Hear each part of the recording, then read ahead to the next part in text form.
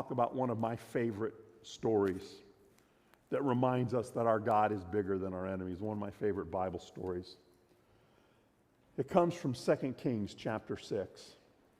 Elisha was surrounded by Arameans who were mad at him because he kept telling the Israelites when the Arameans were going to attack, and so the Israelites would escape. And so they determined they were going to come in. They thought, well, we're never going to kill the Israelites unless we kill the prophets. So they sent a big detachment of soldiers and surrounded him, and woke up, and Elisha and his servant looked out, and there was this, they were just surrounded by soldiers intent on killing them, and it was an impossible situation. How many times have you been in the middle of an impossible situation where there was absolutely nothing you could do? There was no way you were going to... Think of how many impossible situations there were in the Bible. Israel at the Red Sea.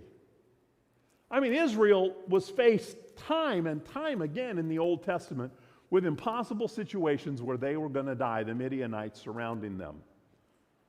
Babylon surrounding them. The Assyrians surrounding them. I mean, time and time again, Jerusalem was dead. Israel was dead. There was no hope for the nation of Israel.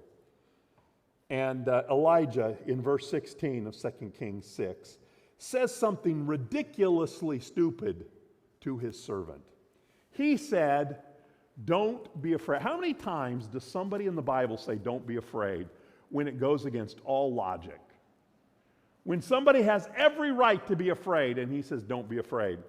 He says, those who are with us are more than those who are with them. We have more on our side than they have on their side. And the servant is saying, Elijah, have you been in the... Well, what do Israelites drink? I don't know. I was going to say in the sake, but I don't think they... Elijah, are you sober? I'm looking out there, and there's a lot of Arameans. There are no soldiers with us. Nobody is here.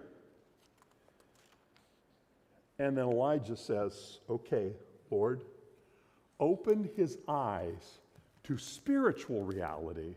And he opens his eyes, and he sees on the hillside around them, he sees horses and chariots of fire. And he sees a bunch of British guys in white shorts jogging in bare feet. Chariots of fire. Okay, I'll stop.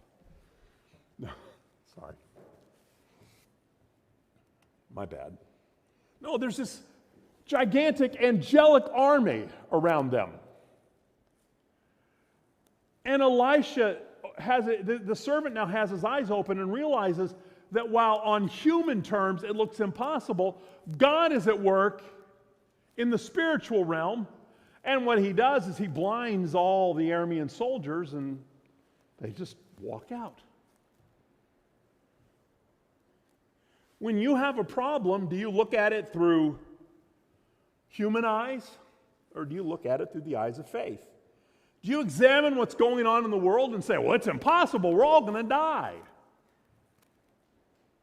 Or do you rely on the abilities of God instead of your own abilities? Do you rely on the God who said he would never leave you or forsake you? We're too often like the servant and not like Elisha.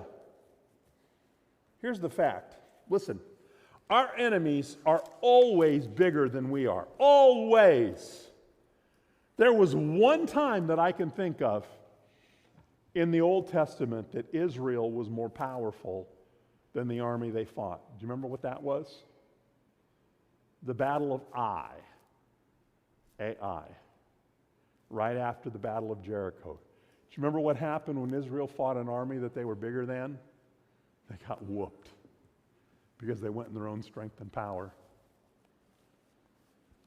They got beat badly. The enemies of Israel were always bigger I mean, most of the time Israel was fighting the most powerful nation in the world.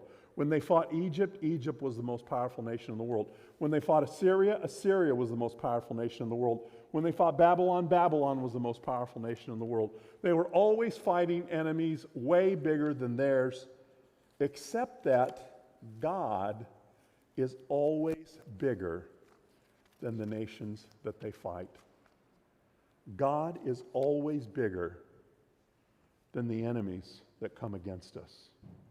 This world, God says, why do the nations, why? I laugh at the nations. The nations make a big deal. They make a big fury, but I scoff at them. They can't hurt my people unless I decide to let them for a time for my purposes, and then I'll bless my people. Do you look at the world from a biblical, divine perspective? That's the only truth. So right now, thank God that He's bigger than any enemy you will ever face. Thank God.